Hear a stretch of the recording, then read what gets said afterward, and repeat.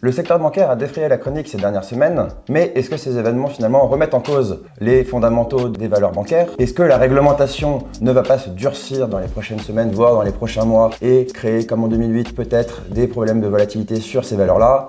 On en parle aujourd'hui avec Olivier Cassé, responsable du secteur bancaire chez Sycomore Asset Management, qui pourra nous donner des éléments sur à la fois les bonnes performances ou les à-coups pour reconnaître ces valeurs.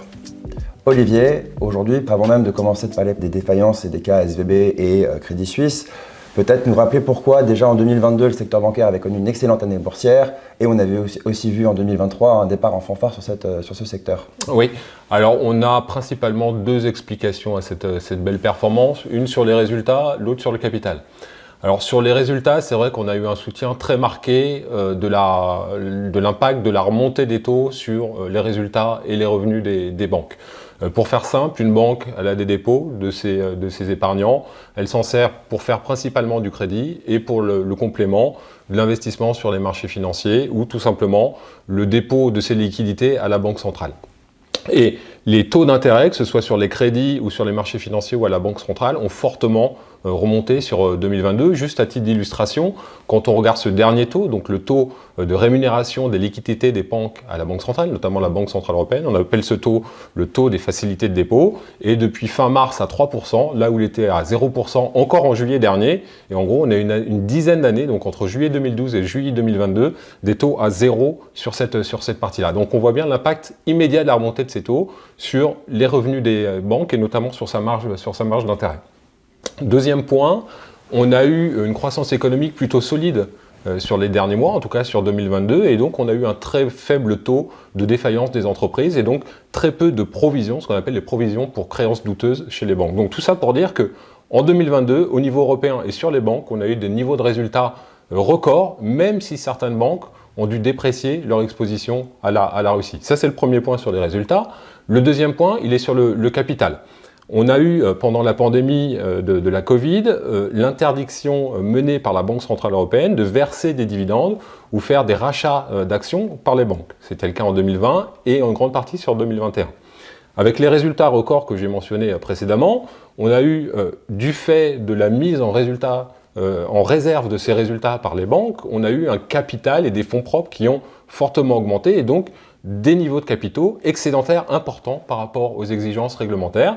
Et ça, c'est le point crucial pour les investisseurs. On a vu la décision des conseils d'administration d'augmenter soit le dividende, soit de lancer des programmes de rachat d'actions qui, notamment au niveau européen, est une grande première de par son ampleur par rapport à ce qu'on a connu aux États-Unis. Et c'est ça qui a fait que les investisseurs se sont repositionnés sur les derniers mois sur le secteur bancaire. D'accord. Et donc finalement, est-ce que SVB, Crédit Suisse ne remettraient pas en cause tous ces fondamentaux en créant peut-être un risque systémique sur ce secteur, créant des nouvelles craintes comme on a pu le voir?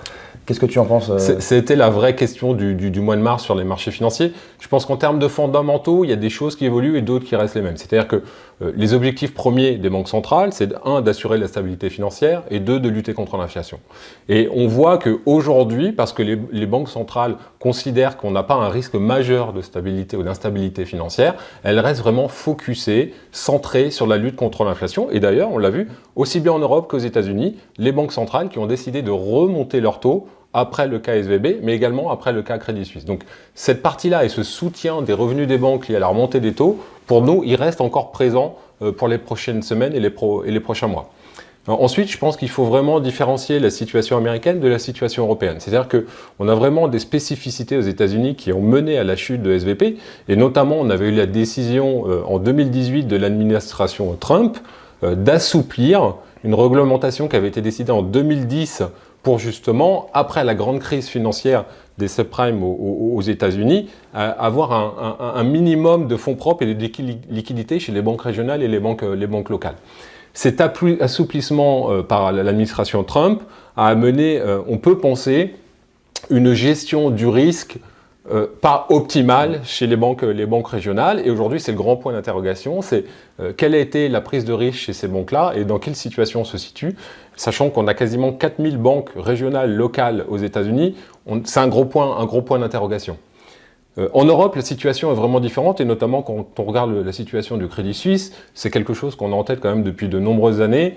On a quasiment, 15 ans, en tout cas au moins 10 ans d'historique de scandale chez Crédit Suisse, des amendes records, des avertissements réguliers sur les résultats, une augmentation de capital, notamment en fin d'année dernière, qui a fait un petit peu mal à son cours de bourse avec l'entrée au capital à la Banque nationale saoudienne, des fuites de capitaux de la part de ses clients. Donc le Crédit Suisse, on savait qu'à un moment ou à un autre, ça pouvait mal finir, et je ne vois pas de risque systémique lié à ça, parce que les banques, et notamment les banques qui avaient pour contrepartie Crédit Suisse, ont anticipé en large partie un risque de faillite, en tout cas de difficultés financières de Crédit Suisse. Donc je ne vois pas de risque systémique lié en effet à la situation du Crédit Suisse. On a l'impression que c'est un peu des cas à part et un peu spécifiques.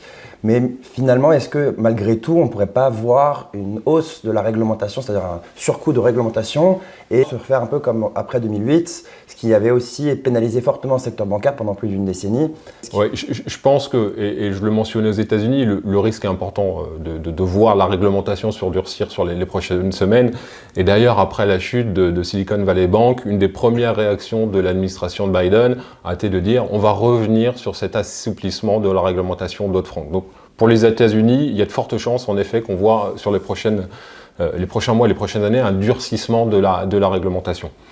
En Europe, le risque me paraît nettement plus limité, sachant que ça fait quasiment 15 ans, en tout cas après cette grande crise financière, en Europe, on a décidé d'augmenter progressivement et année après année les exigences, aussi bien au niveau du capital ou au niveau des liquidités des banques. Donc, et d'ailleurs, c'était des décisions qui ont été longuement décriées par le management des grandes banques européennes en disant que sur certains métiers, en effet, on est sur le même terrain de jeu que ces banques américaines, mais on n'a pas les mêmes règles du jeu. Et donc c'était une arme presque, je veux dire, anti-compétitive perçue par les banques européennes par rapport à ce qu'on connaît aux États-Unis. Donc le durcissement de la réglementation européenne est nettement moins probable que ce qu'on devrait avoir aux États-Unis. C'est vrai qu'en t'écoutant, du coup, on se dit que finalement, c'est pas une remise en cause des fondamentaux, c'est même au contraire, il y a eu un petit assouplissement sur les marchés sur ce secteur-là. Est-ce qu'on pourrait pas se dire que c'est un moment intéressant d'investir sur certaines banques? Toi, tu gères un fonds, ce qu'on appelle Sycomore Sélection Responsable. Est-ce que toi, c'est quelque chose que tu as réinvesti? Qu'est-ce que tu as fait, toi, par exemple, sur ce secteur-là? Alors, sur ce fonds-là, en effet, on reste exposé au secteur bancaire, alors de façon légèrement sous-pondérée, mais on reste investi. Par contre, on a vraiment décidé de se focaliser dans nos investissements sur ce secteur-là, sur des acteurs qui ont un niveau de capital excédentaire largement supérieur au minimum et aux exigences réglementaires.